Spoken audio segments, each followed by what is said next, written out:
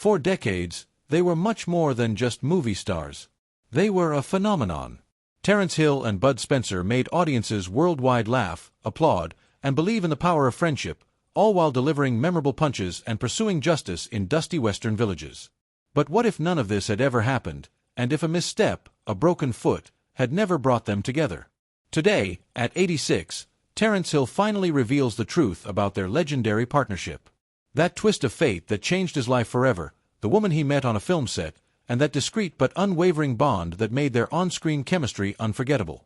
This isn't just the story of two actors. It's a story of timing, loyalty, and a friendship that even Hollywood could learn from. We never stepped on each other's toes. The story didn't begin in a burst of spotlight. In fact, the very first time Terence Hill and Bud Spencer appeared together on screen, they didn't even cross paths. It was in 1959, in the sword and sandal film Hannibal. The two actors, still known by their real names, Mario Girardi and Carlo Pedersoli, played minor roles and were filmed on different days. No shared scenes, no conversation, no idea that their destinies would one day intersect. 8 years later, fate struck. Director Giuseppe Calizzi was preparing to shoot God Forgives. I Don't.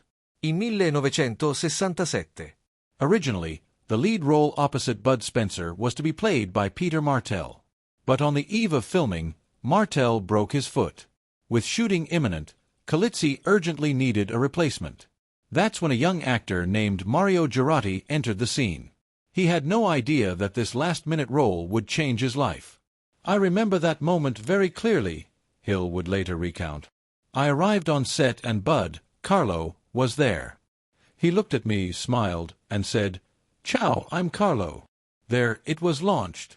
We started reading our dialogues and something immediately worked. The chemistry was immediate, natural, spontaneous, unexpected. The director noticed it too. And from that spark, the legendary duo was born. But not just any duo. It had to be marketable internationally. Calizzi insisted they adopt American-sounding pseudonyms.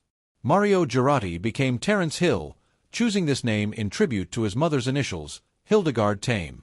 Carlo Pedersoli, a former Olympic swimmer and jack of all trades, chose his pseudonym by combining his favorite beer, Budweiser, and his favorite actor, Spencer Tracy. Thus, Bud Spencer was born.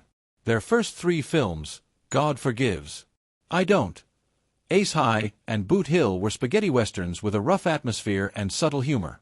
But what set them apart was the energy between Hill and Spencer. The audience noticed it. And so did the directors. Then came the real turning point. They Call Me Trinity. Conceived by director Enzo Barboni, the film overturned the codes of Italian westerns. It was light, comic, almost absurd, an anti-western full of charm. Terence Hill played Trinity, a fast-drawing, lazy gunslinger, while Bud Spencer played Bambino, his gruff, brawling brother. Together, they were magical. The audience loved the saloon brawls, the slapstick gags, and the brotherly arguments. And when Trinity Is Still My Name came out the following year, the film didn't just surpass the original.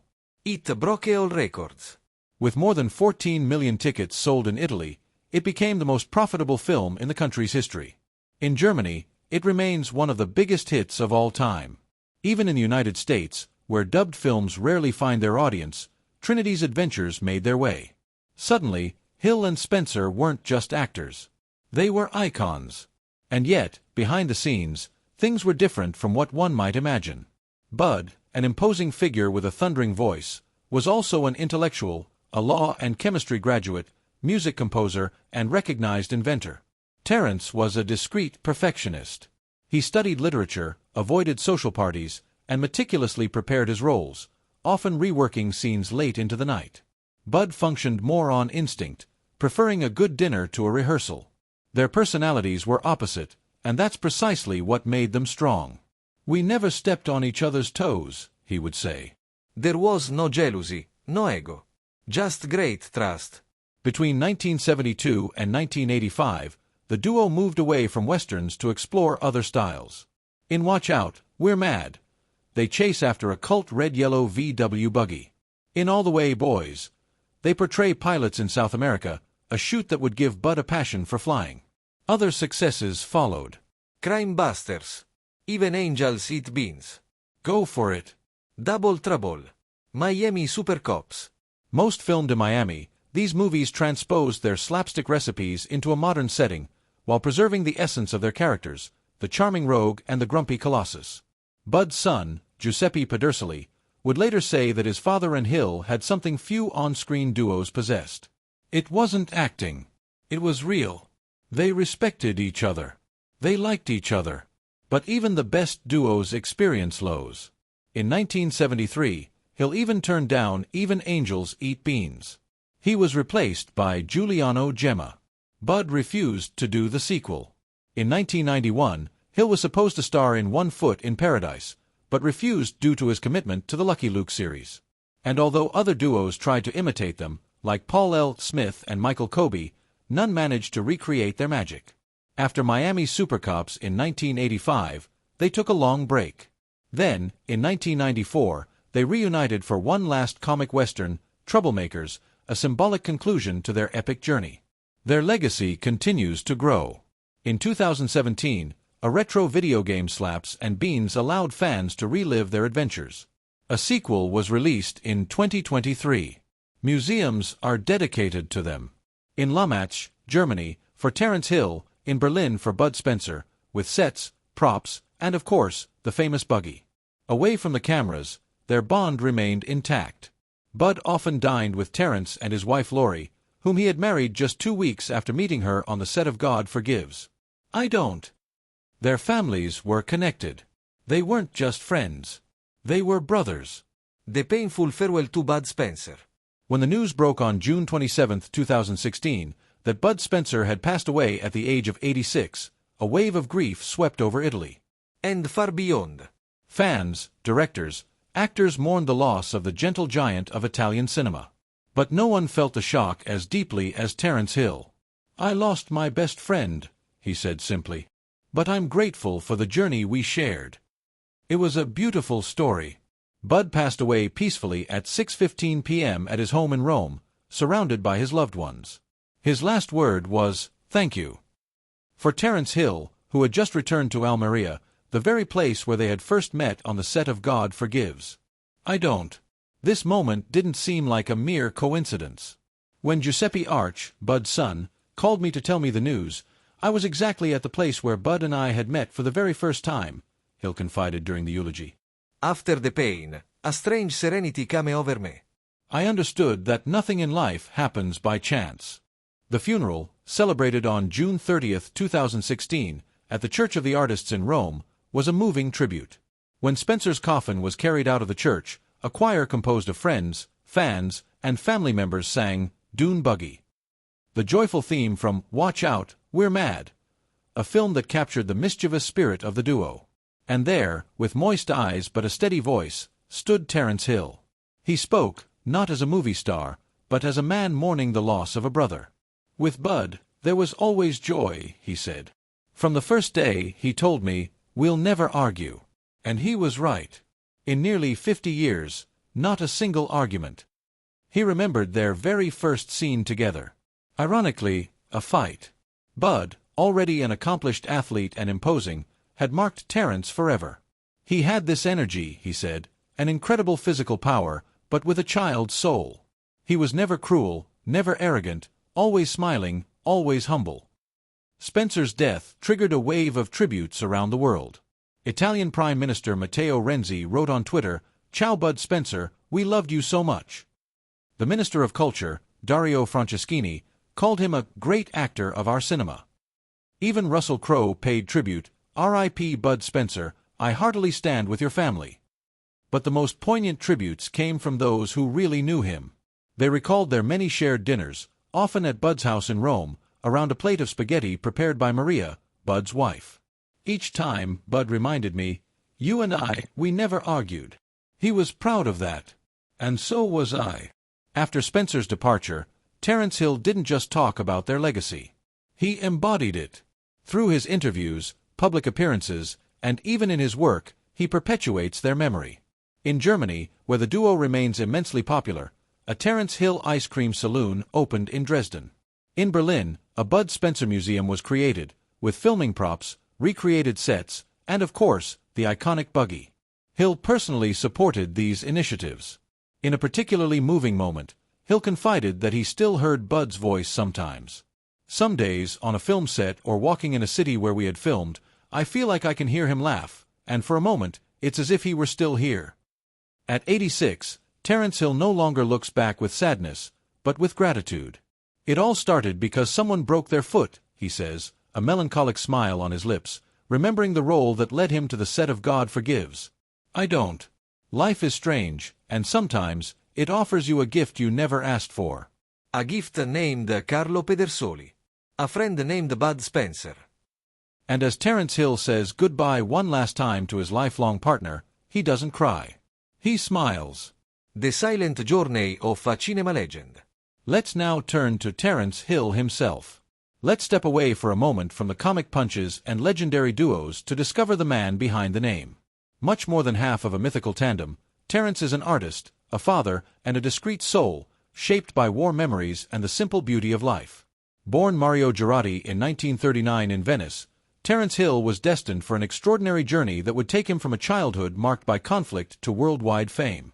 The son of an Italian chemist from Amelia and a German mother from Lumatsch, Saxony, Hill's youth was marked by upheaval and survival. During World War II, his family settled in his mother's hometown in Germany.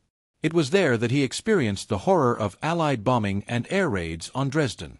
He was only 5 years old when he narrowly escaped death, alongside his mother, during one of the most devastating bombings of the war. After the conflict, as Saxony had become part of East Germany, the family returned to Italy in 1947 and settled in Amelia, his father's town. It was there that Mario grew up in a more peaceful environment and began to forge his identity. A brilliant student, he developed a passion for sports, especially swimming and rowing. He joined the Lazio Sports Club, ironically the same one as Bud Spencer, although they had not yet met. Hill even won a bronze medal at the Italian Junior Championship, then a silver medal in rowing. Yet, cinema would soon divert him from the water. It was director Dino Risi who discovered young Mario, then 12 years old, in a swimming pool, and offered him a role in Vacation with a Gangster. With his strikingly blue eyes and a naturally photogenic face, Mario quickly found his place on screen. He managed to balance filming with his studies and later began studying literature at the University of Rome. But film roles multiplied. At 15, he enrolled in drama classes and soon began working on projects in Italy and Germany. In the early 1960s, Hill participated in a series of German westerns nicknamed sauerkraut westerns, as well as adaptations of Karl May like Winnetou or The Rebel of Apache. He often played noble officers or romantic leading men. In retrospect, he would call this period a misstep, believing he should have stayed in Italy, where the Real Spaghetti Western Revolution was being born. Yet, this phase brought him valuable experience and a certain notoriety. The major turning point came in 1963, when Luchino Visconti chose him for a small role in his masterpiece, The Leopard. Alongside giants like Burt Lancaster, Claudia Cardinale, and Alain Delon. Although secondary, this role gave Hill exposure in prestigious European film circles. But it was in 1967 that his life changed, with God Forgives. I Don't. Initially planned for another actor, Hill was called in at the last minute after Peter Martell broke his leg. An accident that became legendary. Not only did this film mark the beginning of his mythical duo with Bud Spencer, but it also profoundly changed his personal life. On set, he met Laurie Zwickelbauer, a dialogue coach of German-American origin. 2 months later, they married, and their union would last a lifetime, giving birth to 2 sons, Jess and Ross, and overcoming both glory and tragedy. It was during God Forgives. I Don't. That Mario Girardi was offered a stage name more accessible internationally. He chose Terence Hill from a list of suggestions, attracted by the English sound, the rhythm of the name, and the initials identical to those of his mother, Hildegard Tame. Thus, a new character was born. In the years that followed, he became a star in Europe. His slender silhouette, piercing eyes, and quick reflexes made him the ideal comic action hero. While the Trinity Saga would propel him to global icon status, Hill also tried more ambitious and nuanced roles. In 1973, he portrayed the seductive gunslinger Nobody in My Name is Nobody, alongside Henry Fonda, in a Sergio Leone production that playfully subverted Western codes. Hill carried the film with style and panache. The looser sequel, a genius, two partners and a dupe, would try to reproduce the magic without fully succeeding. Hill's physical agility and fearlessness also made him an excellent stuntman. He performed most of his stunts himself, proud of the authenticity of his action scenes. Jumping onto moving trains, crashing through saloon windows. Hill was a disciplined perfectionist, repeating each gesture until he mastered it perfectly. In the 1970s and early 1980s, Terence Hill alternated between his films with Bud Spencer and solo projects. He tried his luck in Hollywood with March or Die, alongside Gene Hackman and Catherine Deneuve, then with Mr. Billion, a light comedy that didn't find its audience but revealed his natural charm. He also tried his hand at directing, notably with Don Camillo, where he portrayed the famous fighting priest from Giovannino Guareschi's stories. But life spares no one. In 1990, Terence Hill experienced the greatest tragedy of his existence. His adopted son, Ross Hill, died in a car accident at just 16 years old. Originally from Munich, Ross had been lovingly raised by Terence and his wife Laurie. More than a son, he was the heart of their small family. Ross had already made a few appearances in his father's films, notably Don Camillo and Renegade, and possessed a discreet charisma that many thought promising. He was preparing to play a central role in his father's next project, the television adaptation of Lucky Luke, when the accident occurred. Driving on a slippery road in Massachusetts, Ross lost control of his car, which crashed into a tree. The brutality and absurdity of the accident left the family devastated. Terence Hill, then in the middle of filming, had to face the unthinkable, continuing to work while mourning his son. He completed Lucky Luke, a project they were supposed to share, but nothing was ever the same again. Although he continued his career with professionalism and dignity, those around him say that a part of him died that day. Laughter became more discreet, public appearances rarer, and behind his legendary smile, a deep sorrow settled in. In the years that followed, Hill gradually turned away from cinema to devote himself to Italian television, seeking comforting stability. In 2000, he accepted the lead role in Don Matteo, a successful series where he plays a detective priest. With his calm, wisdom, and discreet humor, Don Matteo conquered the hearts of a new generation. The character became one of the most popular on Italian television. He would play the role for over 20 years, in more than 250 episodes, before passing the torch in 2021. He also starred in Un Passo dal Cielo, another well-loved series, where he played a solitary forest ranger in the Alps, solving mysteries with humanity. His roles marked a second act in his career, quieter, anchored in kindness, community, and reflection. Off-camera, Terence Hill leads a simple life. Deeply religious, he remains attached to his hometown of Emilia, where in 2017 he opened Gelateria Girardi, a nod to the ice cream shops his grandfather ran in the 1970s. He divides his time between Italy and the United States, favoring nature and family ties. Apples, his favorite snack, have become a sort of signature. He often carries one in his pocket, even on set. Terence Hill never sought to become a superstar. He never chased after Hollywood glitter, nor loved the spotlight. He built his career on consistency, sincerity, and discreet elegance. Whether crossing dusty plains on horseback or solving cases in a village sacristy, Hill embodies characters imbued with decency and quiet courage. And today, at 86, as he contemplates a lifetime spent in front of the camera, Terence Hill remains a deeply loved figure. Not just for his legendary punches or comic timing, but for his quiet strength and humanity. At 86, Terence Hill has finally confirmed what many had always suspected. His bond with Bud Spencer went far beyond cinema. It was true, deep, authentic. In a world where so many on-screen alliances are ephemeral, their friendships spanned decades. Do you think friendships like theirs still exist in Hollywood today? Let us know in the comments. And if this story touched you, don't forget to like, share, and subscribe to discover other stories that go beyond the spotlight.